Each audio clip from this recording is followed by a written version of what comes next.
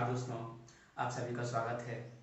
आज हम आधुनिक भारत का इतिहास का पार्ट 4 पढ़ेंगे और पार्ट 4 में दोस्तों हम मराठा और पेशवा को पढ़ेंगे।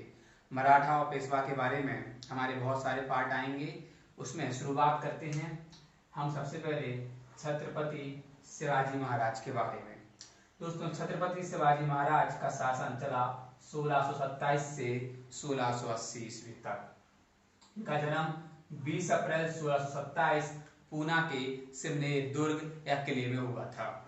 इनके पिता का नाम दोस्तों आप सभी को मालूम होना चाहिए, सयाजी भोसले था, जो राजस्थान के सिसोदिया वंश से ताल्लुकात रखते थे। साथ में इनकी माता का नाम जीजाबाई था, जो देवगिरी के यादव वंश से ताल्लुकात रखती थी। ये वंश भी हमें मालूम होना चाहिए और इनके माता पिता का नाम स्पेशली हमें मालूम होना चाहिए। इनके दो गुरु थे, एक आध्यात्मिक गुरु थे जिनका नाम था समर्थ रामदास, जो 15वीं से 16वीं शताब्दी में भक्ति आंदोलन के मुख्य संत हुआ करते थे। और दोस्तों, इनकी प्रारंभिक शिक्षा और इनको संरक्षण प्रदान करने वाले गुरु इनके दादा कौंडदेव थे, जिन्होंने इन्हें संरक्षण दिया। और दादा कौंडदेव इनके पिता सयाजी भोसले के दोस्त थे। दोस्तों, शिवाजी के दादा का नाम मालोजी था और इनकी पत्नियां करीब करीब 7 पत्नियां इतिहास में बताई जाती हैं। जिसमें से मुख्य साईबाई थी, जो इनकी पहली पत्नी थी, जो इनका 1640 में इनका विवाह हुआ था। दूसरी स्वराबाई और पुतलीबाई। पुतलीबाई दोस्तों वो पत्नी थी जो शिवाजी की मृत्यु के साथ सती बनी थी। जब शिवाजी 10 वर्ष के थे तो इनके पिता ने इनका साथ छोड़ दिया था और दूसरा विवाह तुकाबाई के साथ कर लिया था।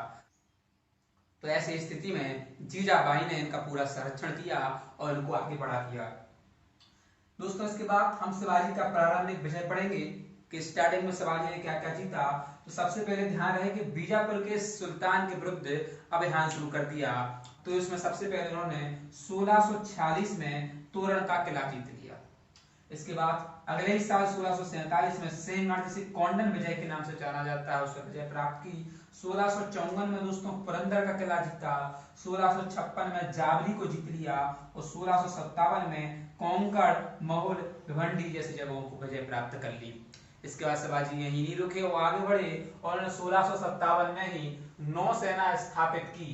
एक सबसे पहले भारत में नौसेना स्थापित करने वाले शिवाजी थे, जिसका मुख्यालय उन्होंने कल्याण भिवंडी को बनाया। इसके बाद दोस्तों टर्निंग पॉइंट आता है शिवाजी के जीवन में, जब वो अफजल खां की हत्या करते हैं 1659 में। 1659 में शिवाजी ने अफजल खां की हत्या कर दी थी। अफजल खां की हत्या 1659 में शिवाजी ने कर दी थी। वो बताया जाता है कि बाघ नख करके उनके हाथों में एक हथियार था, क्योंकि एक बात हुई थी शिवाजी और अफजल खां की निशस्त्र मिलेंगे। शिवाजी को इसके मंसूबे का पहले से ज्ञान था, तो वो अपनी सुरक्षा पहले से करके हुए आए थे। साथ में बाघ नख, एक बाघ का नाखून अपने साथ वो अपनी उंगली में पहन के आए थे, उसी बाघ नख से इन्होंने अफजल खां की हत्या कर दी थी। आगे बढ़ते हैं। शिवाजी का जीवन का दूसरा भाग चला दोस्तों 1659 से 1674, यानी पहला भाग कहलाएगा हमारा 1627 से 1659 तक। 1659 से 1674 तक कुछ घटनाएं घटी। सबसे पहले शाइस्ता खां से संघर्ष हुआ। औरंगजेब का मामा था शाइस्ता खां और औरंगजेब ने शाइस्ता खां को दक्षिण का सूबेदार बनाकर भेजा और कहा कि तुम शिवाजी का दमन करके आओ। शाइस्ता खां ने बीजापुर से गठबंधन कर लिया और गठबंधन करके पूना, चाकन और कल्याण पर विजय प्राप्त कर ली। 1663 में जब शाइस्ता खां पूना के महल में विश्राम कर रहा था, तब आधी रात को शिवाजी ने उस पर आक्रमण कर दिया। बाद वह जान बचाकर बड़ी मुश्किल से भागा और महल की दीवारों से कूदते समय उसकी उंगलियां उसकी काट दी थी और वह अपनी जान बचाकर भाग गया। लेकिन उसी समय उसका बेटा अब्दुल फतेह खां, जो शाइस्ता खां का बेटा था, वो शिवाजी के चंगुल में फंस गया और शिवाजी ने उसका वध कर दिया। इसके बाद औरंगजेब ने शाइस्ता खां को दक्षिण का सूबेदार पद से हटाकर बंगाल का सूबेदार बना दिया। इसके बाद दोस्तों शिवाजी का टर्निंग पॉइंट आएगा सूरत की प्रथम लूट। फिर शिवाजी ने सूरत की प्रथम लूट की, जो सूरत की प्रथम लूट से नाम से जाना जाएगा 1664 में। प्रसिद्ध बंदरगाह, वहां सूरत उनका प्रसिद्ध बंदरगाह हुआ करता था, जहां मुगलों का बहुत सारा धनाढ्य क्षेत्र था। वो वहां के सूबेदार थे जिसका नाम था इनायत खां। तो प्रसिद्ध बंदरगाह पर आक्रमण किया जहां का सूबेदार था इनायत खां। तो इनायत खां को हराया और कम से कम इतिहासकार बताते हैं कि 1 करोड़ रुपए की लूट की। और लेकिन शिवाजी ने अंग्रेज, डच और पुर्तगालियों की फैक्ट्रियों को क्षति नहीं पहुंचाई। और जब मुगल शासक औरंगजेब को इसकी भनक लगी तो वह बहुत क्रोधित हुआ और उसने 1665 में औरंगजेब ने जयसिंह को शिवाजी पर आक्रमण के लिए भेजा। और जब शिवाजी और जयसिंह के बीच युद्ध होता है तो जयसिंह की विजय हो जाती है और शिवाजी को दोस्तों आत्मसमर्पण करना पड़ता है। और जैसे ही शिवाजी आत्मसमर्पण करते हैं तो जयसिंह से वो संधि कर लेते हैं। संधि करने के बाद जयसिंह उनके सामने 3 मुख्य बिंदु रखता है। पहला बिंदु तो ये रखता है कि जो 35 किले तुमने जीते हैं उसमें से 23 किले तुम्हें मुगल साम्राज्य को वापस करने पड़ेंगे, बाकी के 12 तुम्हारे रहेंगे।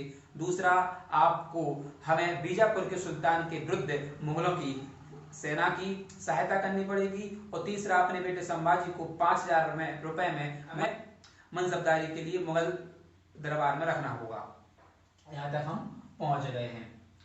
इसके बाद दोस्तों 1665 में इस संधि को ही पुरंदर की संधि के नाम से जाना जाता है। जब 23 के लिए वापस किए थे तो ये सब हुआ, तो पुरंदर की संधि 1665।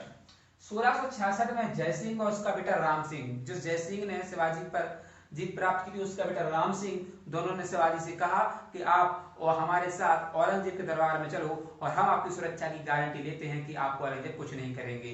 तब शिवाजी उनके बेटे संभाजी औरंगजेब के दरबार में जाते हैं तो औरंगजेब उनके साथ बदसलूकी करता है और धोखे से उन दोनों को कैद कर लेता है। बल्लभ सिंह के महल, और याद रहे शिवाजी को राम सिंह के महल जयपुर भवन में रखा गया था, नजरबंद करके रखा गया था जयपुर भवन में, लेकिन मौका पाकर वो टोकरी में बैठकर भाग गए थे। इसके बाद 1670 में शिवाजी ने पुनः सूरत की सेकंड लूट की और लगभग 60 लाख रुपए दोस्तों लूटे। और 1674 में शिवाजी का राज्याभिषेक हुआ रायगढ़ किले पे। रायगढ़ किले पे हुआ जहां